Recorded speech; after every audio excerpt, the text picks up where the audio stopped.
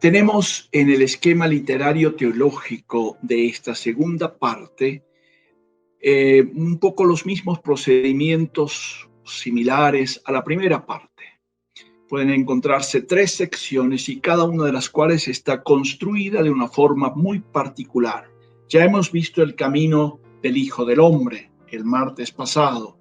Hoy vamos a ver los capítulos 11, 12 y 13, como vemos ahí, la revelación en Jerusalén.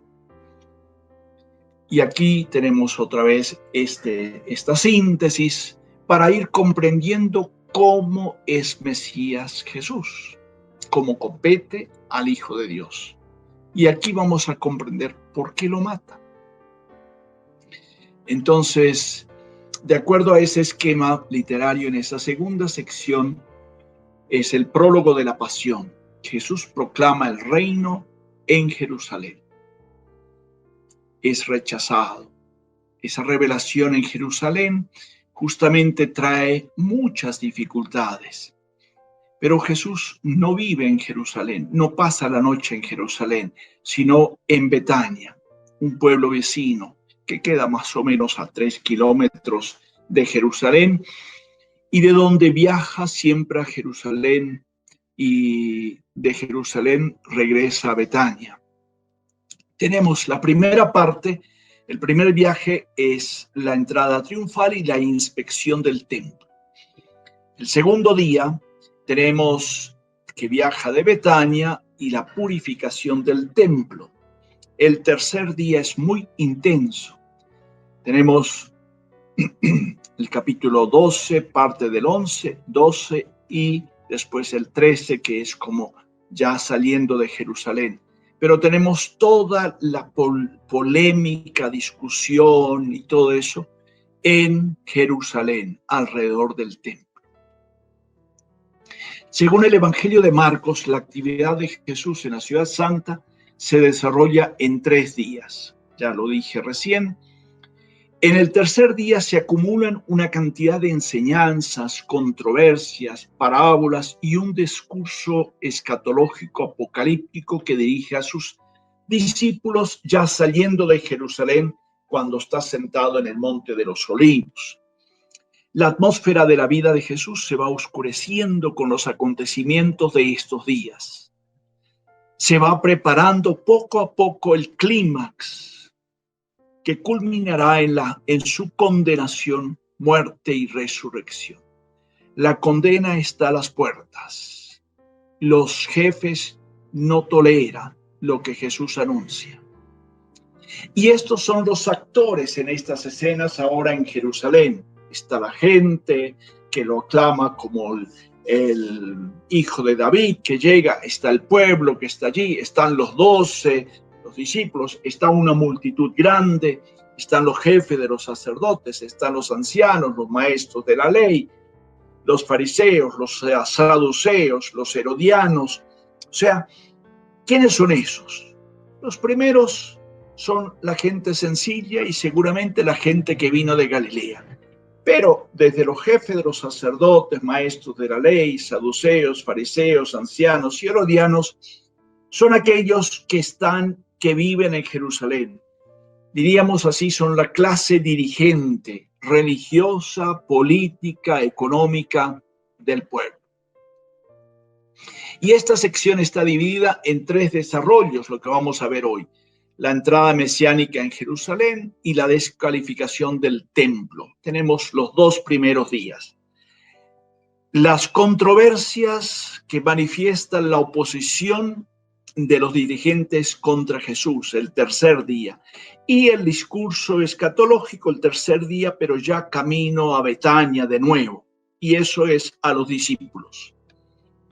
Bien, este primer desarrollo, la entrada mesiánica, entrada en la ciudad del templo y en el templo, revisa el templo, quiere ver qué es lo que hay. Después viene la maldición de la higuera en este segundo día y la descalificación del templo también en el segundo día. Y la entrada, la ciudad y el templo. En el Evangelio de Marcos es la primera y única vez que Jesús visita Jerusalén. No había llegado a Jerusalén. Habíamos visto en los días anteriores que Jesús desarrollaba toda su actividad en Galilea. Y el martes pasado vimos que Jesús caminaba hacia Jerusalén. Sin embargo, hasta el segundo anuncio todavía estaba en Cafarnaúm. Después se desplaza hacia el otro lado del Jordán y por Judea, por Jericó, sube a Jerusalén. Y aquí, en esta visita a Jerusalén, se describe como una entrada triunfal, aunque quizás con demasiado modestia. Señala, sin embargo, la voluntad de obtener una especie de triunfo y las aclamaciones son en esta ocasión: Hosana, bendito el que viene en el nombre del Señor. Lo tenemos en el capítulo 11, versículos 1 al 11. Bendito sea el reino que ya viene, el reino de nuestro padre David. Hosana en las alturas. Jesús es aclamado. Jesús es presentado como el gran rey que llega, el descendiente de David. Y esto justamente lo hace como alguien demasiado sencillo, como lo presenta la profecía de Zacarías, con ritos de entronización regia para manifestar el sentido profundo de su visita a Jerusalén. Pero es consciente de lo que va a hacer, dispone los acontecimientos, va a entrar en Jerusalén, pero en lugar de venir sobre un caballo guerrero, con una violencia, con la muerte, se presenta como el Mesías, el Rey de la Paz, con mansedumbre y sobre un burrico, sobre un pollino, como dice Zacarías 9:9. Eso es lo característico. Jesús cumple en esto y los evangelistas han tenido mucha precaución en presentar a Jesús como el que cumple las expectativas mesiánicas. Lo aclaman los discípulos y otras personas. Seguramente son los que la acompañan desde Galilea. Los gestos, ramos y vestidos y aclamaciones aluden al rey Mesías, el hijo de David, que viene a su ciudad a establecer el reino. El término de la entrada es el templo. Allí termina. Va no a la ciudad, sino al templo. Al llegar Jesús echa una mirada sobre todo el conjunto, como el que toma posesión de un lugar. Es cuando nosotros vamos a mirar una casa, una propiedad. Y bueno, vamos, miramos, observamos, pero no decimos nada, evaluamos. Y Jesús se da cuenta de la situación en que se encuentra. Los habitantes de Jerusalén no aparecen en toda la escena. Marcos no lo menciona. Da la impresión de que le hacen un vacío a Jesús. Y Jesús se retira de nuevo a Betania, acompañado por los 12, testigos especiales de este acontecimiento. Termina el texto. Cuando Jesús entró en Jerusalén, fue al templo y observó todo a su alrededor. Pero como ya era tarde, se fue a Betania con los 12. Ahí termina este texto. Así muy sencillo, escueto. ¿Qué sucede al día siguiente? En el versículo 12 al 14 y el 20 y el 26 tenemos una parábola un poco extraña. Se trata de una parábola en acciones. El otro día, cuando él sale de Betania y quiere llegar a Jerusalén. Salieron de Betania y Jesús sintió hambre, dice. Esta parábola se trata de una acción en dos tiempos, antes y después de la descalificación del templo, dando así sentido a ese hecho. ¿Se acuerdan que nosotros, o yo he mencionado, que Marcos tiene esa característica? Empieza a relatar algo, inserta otra cosa y finalmente termina para que se complete y se comprenda todo el conjunto, como hizo con la curación de la hija de Jairo, la curación de la hemorroísa y finalmente cura y resucita a la hija de Jairo. Muy bien, antes de la descalificación del templo, Jesús maldice una higuera que no tiene frutos. Pero aclara Marcos que no era tiempo de los frutos. Pero la higuera es una imagen de Israel, como la viña, que es un pueblo estéril. Dios, juez, es libre para visitar a su pueblo y pedirle los frutos en el momento que determine, que no coincide con las expectativas humanas. Ahora lo hace por Jesús. De pronto se acuerdan del Evangelio de San Lucas. Vino el jefe a ver por frutos y dice, no da frutos, pues quítala. Y el empleado dice, dejémosla un año más, le voy a acabar y poner estiércol a ver si da fruto. Y si no, córtala. Aquí está en un otro contexto escrito esa misma parábola. La maldición de la higuera, hecho insólito y extraño, tomado solo en su materialidad, provoca inmediatamente una inquietud. ¿Por qué maldecir a un árbol cuando naturalmente no era tiempo de higos? Es casi una cosa negativa que impacta. Esta reacción es lógica en el plano natural, pero Jesús, superando ese nivel, realiza una acción dramática que debe ser comprendida como gesto simbólico, signo, parábola en acción, al estilo de los gestos simbólicos de los profetas. Por ejemplo, Jeremías 18:1-12, que él va al taller del orfebre que está haciendo un jarro, haciendo una obra maestra y no le sale bien un cacharro y lo deshace y vuelve a hacer uno nuevo. También en ese sentido es una parábola en acción. Desde esa perspectiva, al maldecir a la higuera que no ha dado fruto, Jesús no quiere ocuparse del árbol como tal. Por eso la precisión del evangelista no era tiempo de higos, sino como símbolo o figura de Jerusalén, estéril y castigada. Colocado este episodio entre dos visitas de Jesús al templo, la higuera estéril podría referirse más concretamente al templo de Jerusalén en que Jesús Mesías no ha encontrado fruto.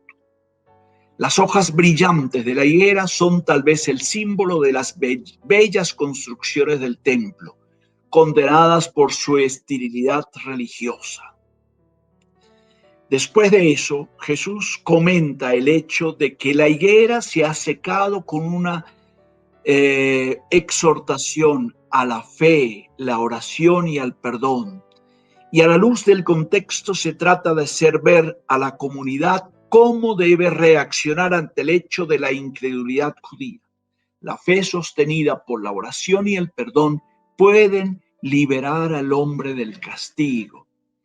Es interesante que Marcos hace una pequeña acotación cuando Jesús dice que nunca jamás nadie coma de ti, o sea, esa maldición. Sus discípulos lo oyeron y vamos a ver qué sucede. Cuando al día siguiente ellos llegan, justamente pasan por allí y ven la higuera seca. Dice, Pedro se acordó y dice, mire maestro, la higuera que maldijiste se ha secado. Y Jesús dice justamente esta invitación, que tengan fe en Dios. Muy bien, la sección del ministerio de Jesús en Jerusalén está dominada por la oposición tenaz y dura y sistemática de los jefes religiosos del judaísmo contra Jesús. Tras las autoridades de la nación, Jesús ve, a la manera de los antiguos profetas, a todo el pueblo elegido como una unidad. Esta visión no es fácil de comprender y exige distinciones, porque en Jerusalén se suscitan varias cuestiones sobre la misión de Jesús. Por un lado, cuestiona la autoridad. ¿Quién le ha dado autoridad? ¿Quién le ha dado poder para obrar de esa manera? No se trata solo del derecho, sino también la capacidad y el poder hacerlo. Pero Jesús no responde. Se contenta con remitir a la misión del Bautista. y empieza a cuestionarlo por eso, a plantear la cuestión a propósito del bautista. Por eso le dice que se comprometan respecto a él. Más tarde veremos lo que ocurre con lo que respecta a Jesús mismo.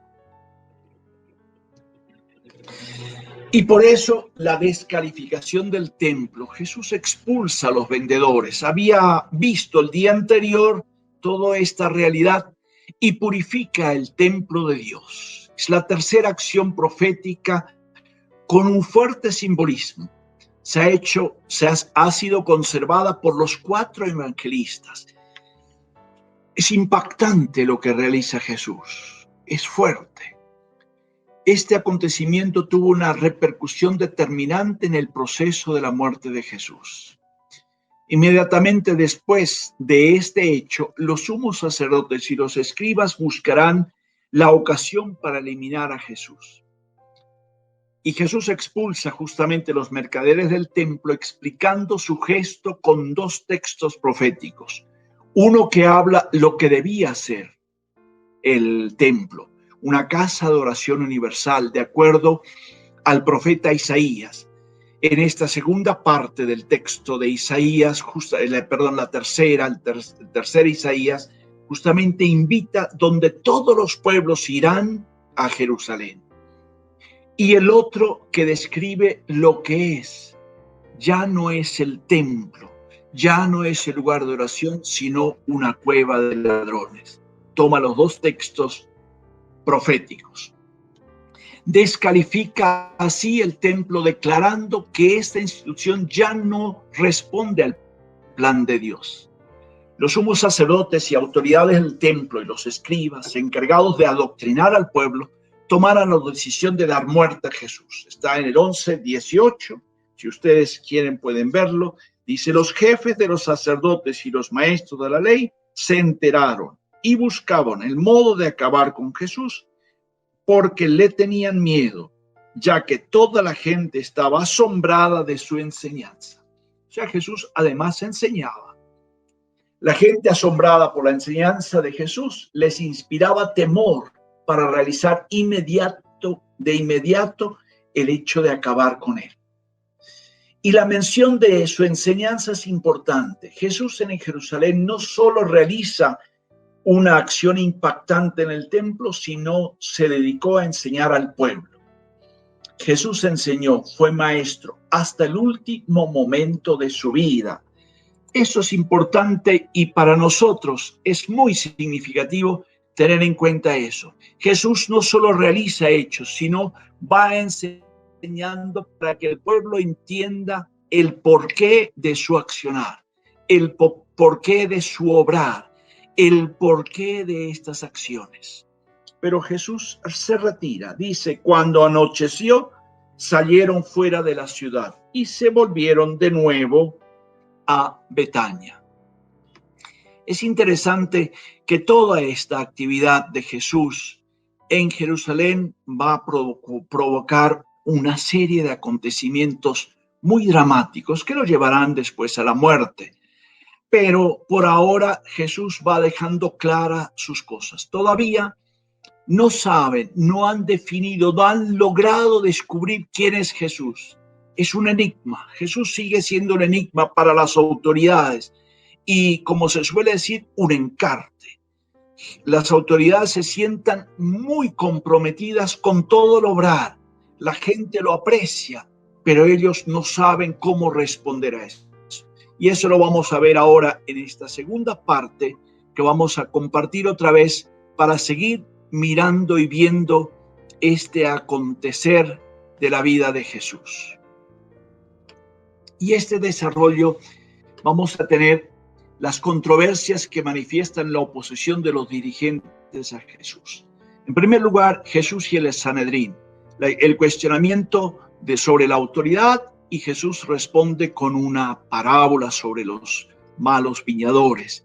Después le preguntan sobre el tributo, la cuestión de la resurrección, el primer mandamiento, el origen divino y finalmente la conclusión, la condenación de los escribas y la alabanza de la viuda, pobre que pone dos denarios, 2 moneditas. dos perícopas muy importantes, del 11 al 20, del 11, capítulo 11, versículo 27, al 12, versículo 12, está en eso. Muy importantes, pues describen el primer encuentro de Jesús con la representación oficial de su pueblo, el Sanedrín. Jesús desenmascara su falsa religiosidad y ellos deciden acabar con él. El primer cuestionamiento es sobre la autoridad. Y es tan interesante justamente lo que le preguntan. Dice, se acercaron los jefes de los sacerdotes, los maestros de la ley y los ancianos y le dijeron, ¿con qué autoridad hace estas cosas?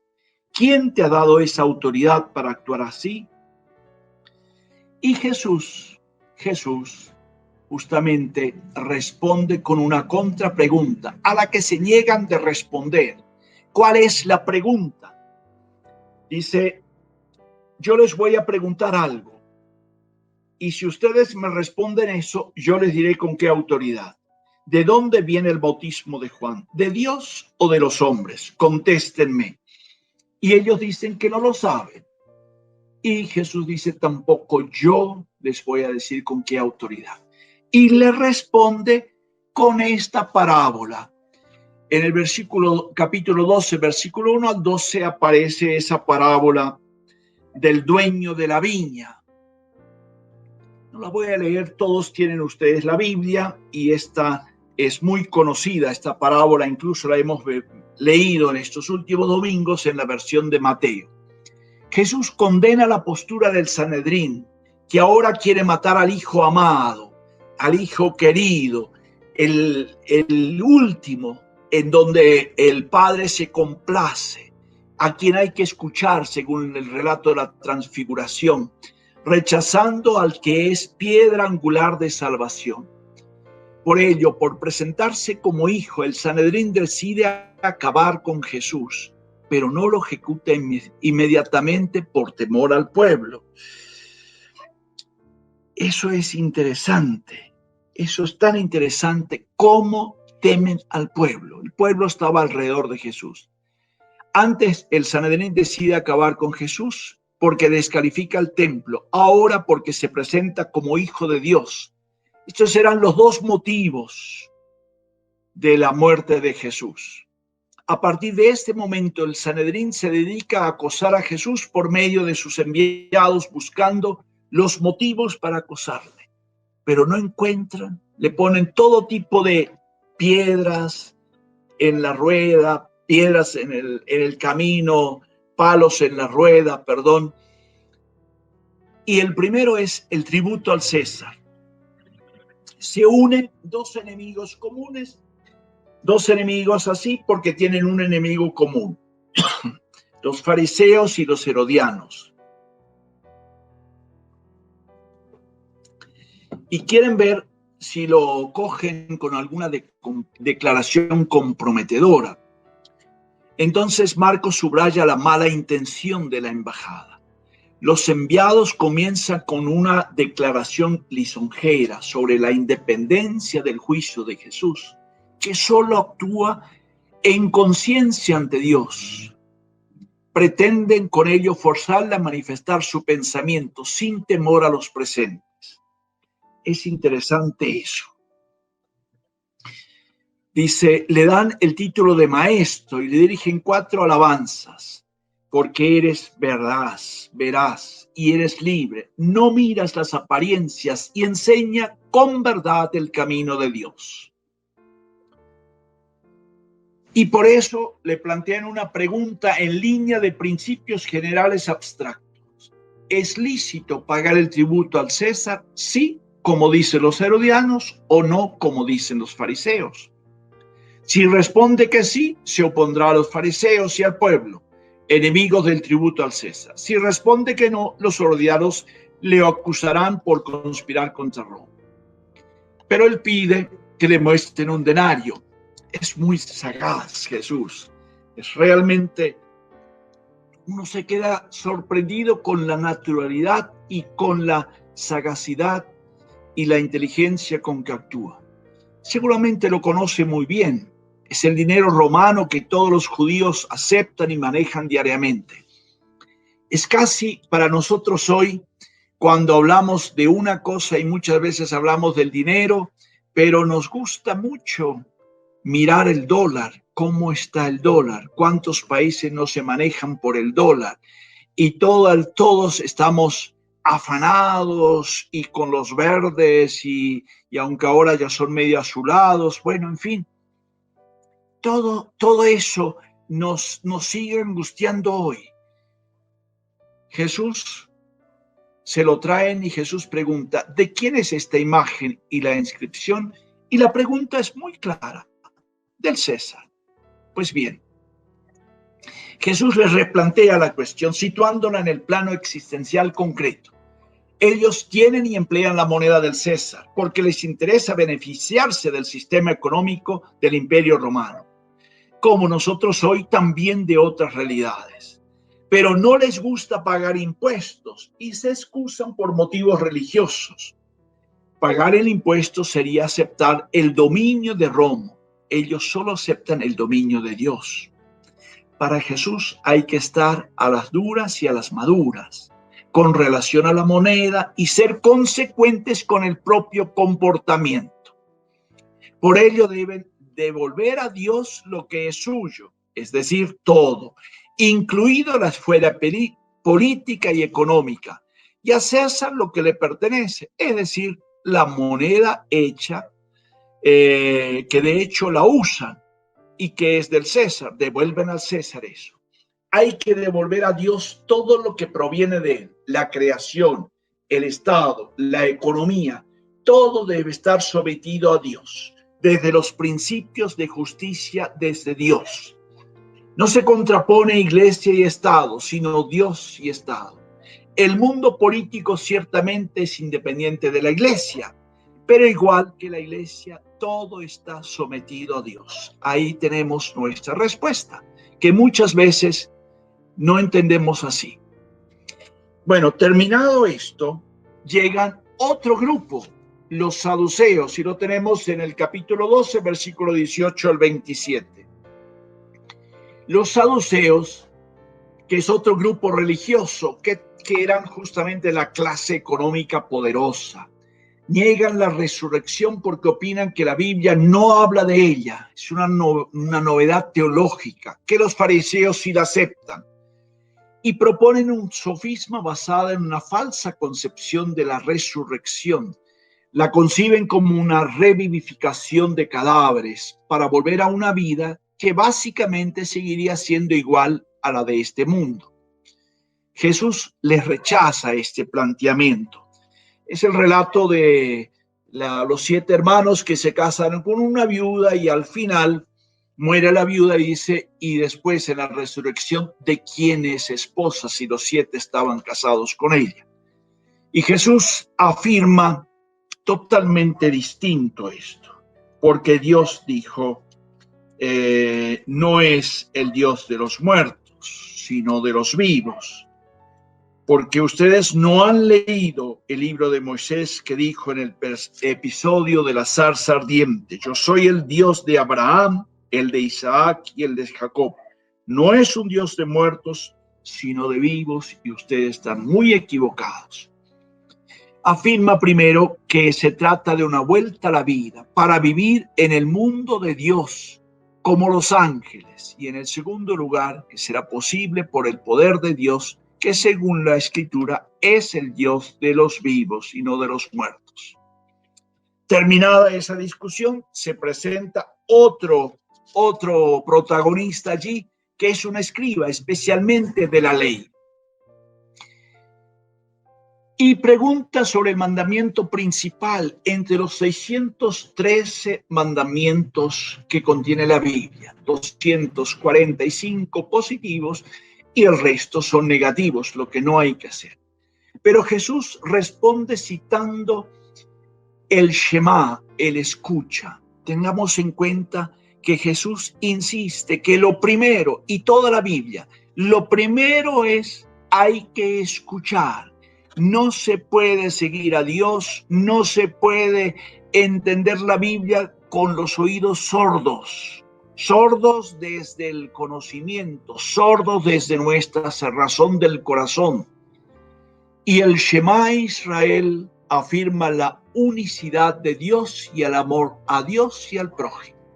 Él cita el Deuteronomio 5, el Éxodo 20, 2, 3, y la obligación de amar al único Dios con la intensidad de todos los recursos de la persona, con todo el corazón, con todo el alma, con toda la mente, con todas las fuerzas o todo el ser. Pero agrega algo más. Dice, y el segundo es este: amarás a tu prójimo como a ti mismo. No hay mandamiento más que esto, dice. Jesús une estos dos, a Dios y al prójimo, la verticalidad y la horizontalidad de nuestro amor. El escriba está de acuerdo con la respuesta de Jesús y la comenta diciendo que el amor es más importante, es todo lo sublime. Por su parte, Jesús lo alaba diciendo que no está lejos del reino de Dios. Pero si el amor es lo principal, ¿qué le falta entonces? Reconocer a Jesús. No se trata del reino futuro, sino del reino de Dios ya actual, en el que el escriba podría entrar si se diera cuenta de que el reino está ya presente en Jesús y con Jesús. Este episodio pone de relieve que la oposición a Jesús no se funde en diferencias doctrinales sobre lo esencial, sino en la mala intención de sus oponentes. Jesús afirma lo que la ley afirma. Los enemigos de Jesús ya no se atreven a hacer más preguntas. Pero ahora viene el origen davídico del Mesías.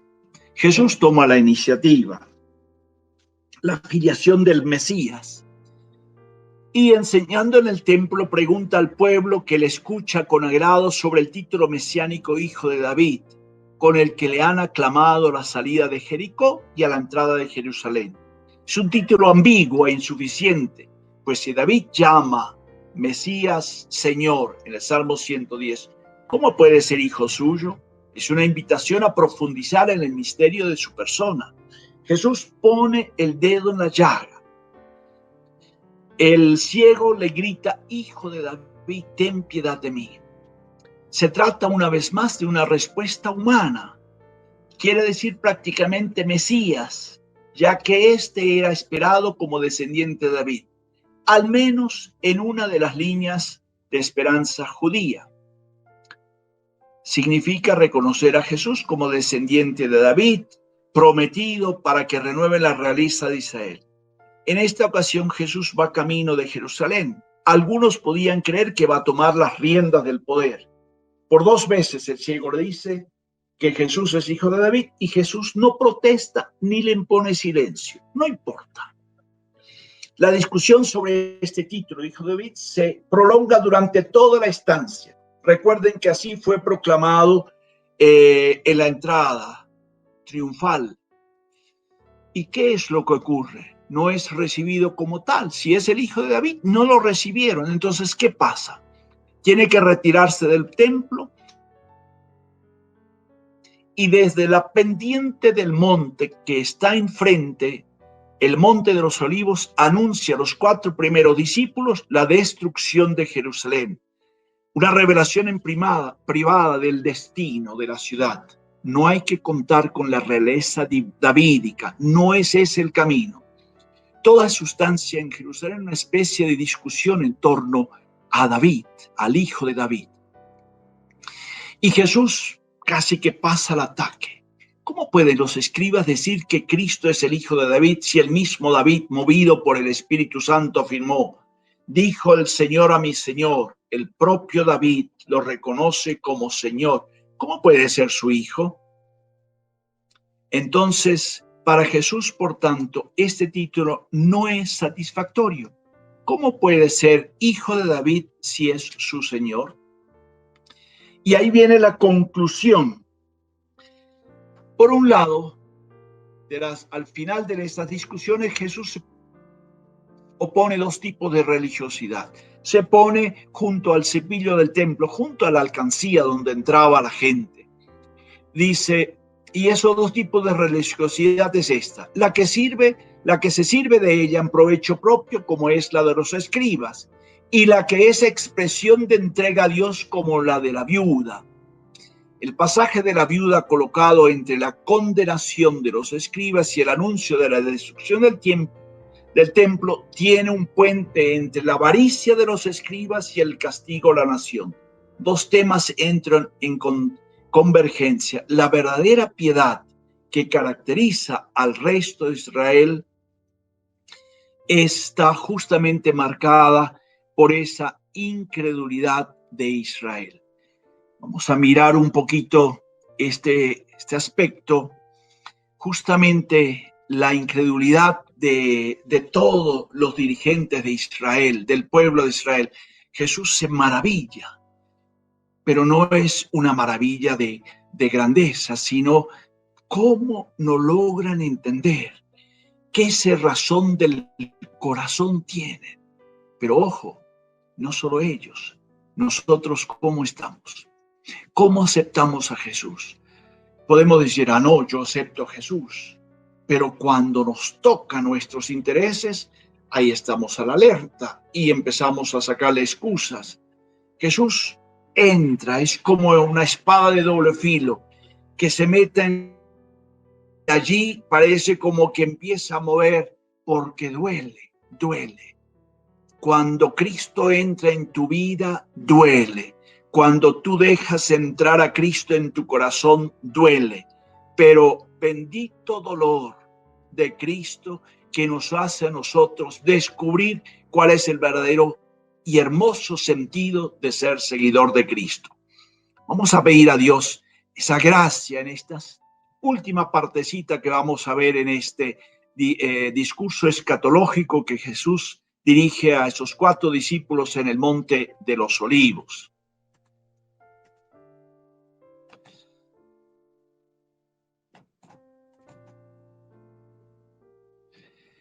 Ese discurso escatológico es la última enseñanza antes de la pasión, en la que se ofrece a su iglesia una panorámica del futuro. El discurso, empleando un lenguaje apocalíptico, está dirigido a 4 discípulos, pero el contenido vale para todos, como se dice expresamente al final. El lenguaje apocalíptico es un lenguaje simbólico y sugerente para hablar del futuro de la acción de Dios. Es un lenguaje que proyecta sobre la creación algunas reacciones psicológicas humanas.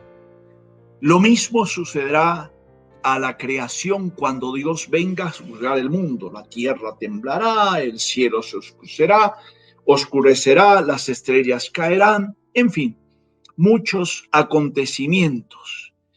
Y cuando se habla de Apocalipsis, nosotros siempre nos damos un poquito de miedo, pero el Apocalipsis es revelación de Dios.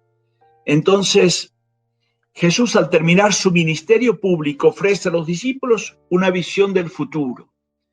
El templo será destruido, la comunidad sufrirá diversos tipos de dificultades, con falsos mesías, falsos profetas, persecuciones, por lo que debe vivir vigilando. Pero Jesús tiene la última palabra en la historia. Y en su parusía vendrá. Parusía es la escatología, al final de los tiempos. Vendrá a realizar la reunión definitiva de todo su pueblo.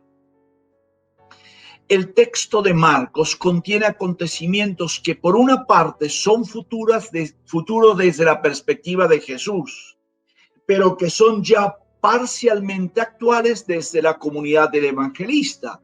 Por ejemplo, tenemos que tener en cuenta que el evangelista y el contexto eran las persecuciones del Imperio Romano, la exclusión de las sinagogas, el testimonio ante las autoridades civiles, eclesiásticas de ese tiempo.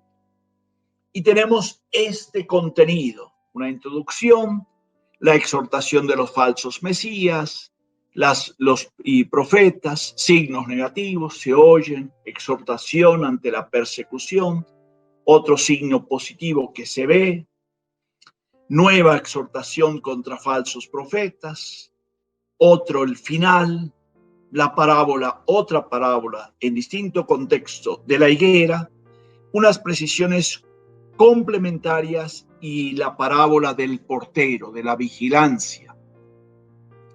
Cuando se habla de Apocalipsis, no tengamos miedo. Jesús aquí predice la destrucción del templo a los 4 discípulos. En el 1 al 4, capítulo 13, los discípulos cuando salen le dicen a Jesús, ¿ves estas grandiosas construcciones? Y Jesús dice, pues no quedará aquí piedra sobre piedra, todo será destruido. Y después estaban sentados en el monte de los olivos, enfrente al templo, aclara, Pedro, Santiago, Juan y Andrés le preguntan en privado, dinos, ¿cuándo ocurrirá esto? ¿Y cuál será la señal de que todo eso está a punto de cumplirse? Para que estemos preparados. Al profetizar la destrucción del templo, Jesús se coloca en la línea de las predicciones de los profetas, Miqueas y Jeremías 26. Jeremías retoma una profecía de Miqueas, justamente que profetiza la destrucción del templo, que será tierra arrasada, todo será destruido. Los primeros cristianos vieron la caída de Jerusalén en el año 70. Recordemos que el texto fue escrito en el año 65, 70, por lo tanto, ellos entendieron esto. Y es el cumplimiento de esta profecía. Pero Jesús le previene contra los falsos mesías y profetas. Justamente en los versículos siguientes, el 5 y 6, dice, estén atentos, que nadie los engañe. Muchos vendrán en mi nombre diciendo, soy yo, y engañarán a muchos. Exhorta para que estén en guardia para evitar el engaño de los falsos profetas y maestros. De hecho, cuando en la guerra de los años 66 al 70 los romanos cercaron Jerusalén y amenazaban con destruirla, se propagaron rumores de este tipo, interpretando este hecho como señal del fin del mundo. Miren que no los engañe, dice Jesús. Vendrán muchos usurpando mi nombre y diciendo, soy yo, el Mesías, y engañarán a muchos. Pero cuidado. Los signos negativos que se oyen, o sea, el canto, la música apocalíptica, se trata de una serie de lugares comunes del lenguaje apocalíptico que solo indican que la historia ya camina hacia su parto final, el cumplimiento de la promesa de Dios y que ya han comenzado los dolores. Eso no se puede tomar al pie de la letra. Dicen, cuando oigan hablar de guerras, de rumores de guerras, no se alarmen, porque eso es necesario que suceda. Pero no es todavía el fin, pues levantará nación contra nación, reino contra reino, habrá terremotos y todo, pero no es el fin. Y después la exhortación ante la persecución. Este es un texto muy interesante. Esto habla de la comunidad de Marcos. En cuanto a sus discípulos, Jesús los invita primero a que vean por ellos mismos. Luego les anuncia que tampoco ellos se verán libres de tribulaciones, si bien de diversa índole. Serán llevados a tribunales judíos locales, serán azotados en las sinagogas, comparecerán ante gobernadores y reyes por causa de Jesús. Pero él dice, y es preciso que antes sea el proclamado el evangelio a todas las naciones. Este es lo más importante. El evangelio tiene que ser proclamado. Es una exhortación a asumir esta responsabilidad eclesial en la que el discípulo será asistido por el Espíritu Santo. Hay que perseverar hasta la muerte para salvarse. Ese versículo 10 del capítulo 13 rompe un poco la secuencia de estos acontecimientos que se van a suceder y que inserta Marcos. Seguramente Marcos, desde todo el texto que él recibió, inserta esta este versículo. La finalidad de la adición es insistir en que el fin todavía no está a la puerta, pues el evangelio tiene que ser proclamado antes a todas las naciones. O sea, tenemos que tener fe. El signo positivo, o sea, se ve otra vez en sentido apocalíptico. Cuando vean la abominación de la desolación usurpando el lugar que no le corresponde. Hace alusión a textos del Antiguo Testamento, pero también a los griegos que han profanado el templo en la época de los macabeos. Ustedes dirán, padre, pero nosotros no tenemos esta visión, pero les hago el contexto para poder ver un poquito. Todas estas calamidades como es presentado como el anticristo, pero hay que tener una conciencia. El santo templo de Dios será profanado. El santuario será colocada la imagen de un dios pagano o la de un emperador divinizado. El texto ordinariamente es referido a los acontecimientos del año 70. La tribulación se presentará tan de improviso que será necesario huir de inmediato a los montes. No habrá tiempo de bajar del terrado a la casa para recoger algo. O sea, el texto es interesante porque parece que el texto del Evangelio de Marcos ha sido escrito para ser leído. Dice, cuando veáis abominación de la desolación erigida donde no debe, el que lea que entienda. O sea, eso está dentro como un apartadito. O sea, orad para que no suceda en invierno. O sea, para que haya posibilidad de escaparse. Y viene una nueva exhortación de los falsos profetas. O sea, esto está muy metido en todo el texto. Estar atentos a no dejarse engañar. Dice, miren el Cristo aquí, mírenlo allí, no lo crean. Dice, aparecerán falsos mesías, falsos profetas que realizarán señales y prodigios, pero no hay que creer en ellos. Su propósito es engañar, de ser posible, aún a los elegidos de Dios. O sea, hay que tener mucho cuidado. No todo lo que se dice, no todo lo que nos enseñan está todo dicho por Jesús. Hay que cuidar. Y ahí viene ya el final. Es una música apocalíptica de nuevo. Tendrá lugar la segunda parte de aquellos días. En la segunda parte, una serie de fenómenos cósmicos acompañarán la manifestación gloriosa de Jesús, que viene a reunir a los elegidos. Dice, en este tiempo, después de esta tribulación, el sol se oscurecerá, la luna dejará de brillar, las estrellas caerán y los astros se conmoverán. Y se verá al Hijo del Hombre venir entre las nubes, lleno de poder y la gloria. La historia pues camina hacia la reunión del pueblo de Dios. Los signos cósmicos anuncian el fin de la situación y la venida del Hijo del Hombre en poder y gloria. Anuncia la venida del Rey. Entonces vamos a ver que todo llega a su fin. El mundo será otra vez reunido. La parábola de la higuera. En Palestina y entre nosotros también, las ramas de la higuera, que es la fresa nuestra, son signo de que ya ha comenzado el verano. Donde hay estaciones, en invierno no hay hojas, son como ramas secas. Y esos, o sea, comenzando el verano empieza a ablandarse y empiezan a salir los frutos, las hojas simultáneamente. Son fenómenos muy importantes. Y dice, y hay que leerlos en los signos de la parucía y esos signos. Aprendan.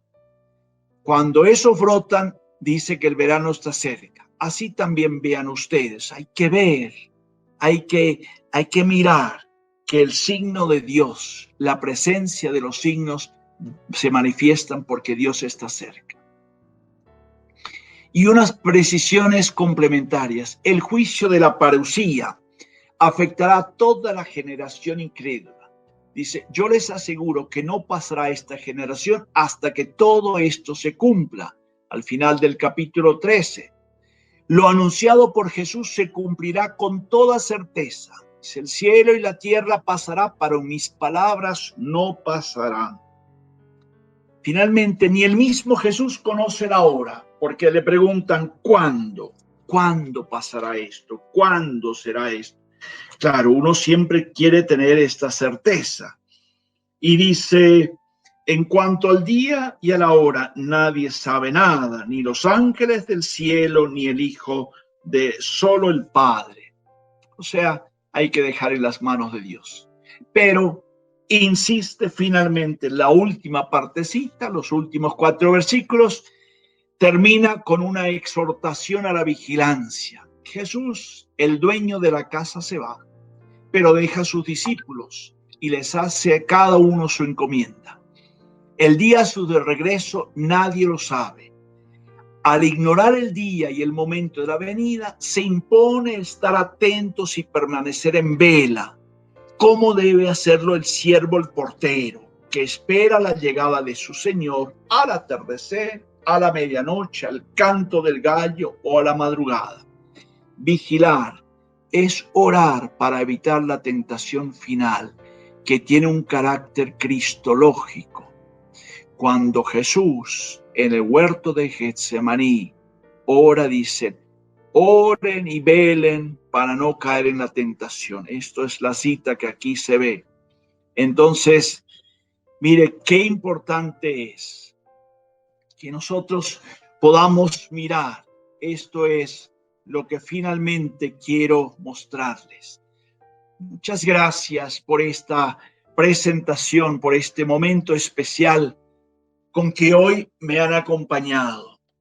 Siempre me llena de mucha alegría al ir estudiando el Evangelio de Mateo, su humanidad, pero al mismo tiempo su forma concreta de presentarse.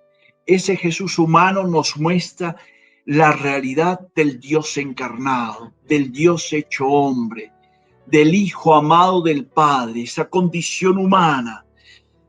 Como dice un teólogo, Jesús era tan humano que no podía sino ser Dios.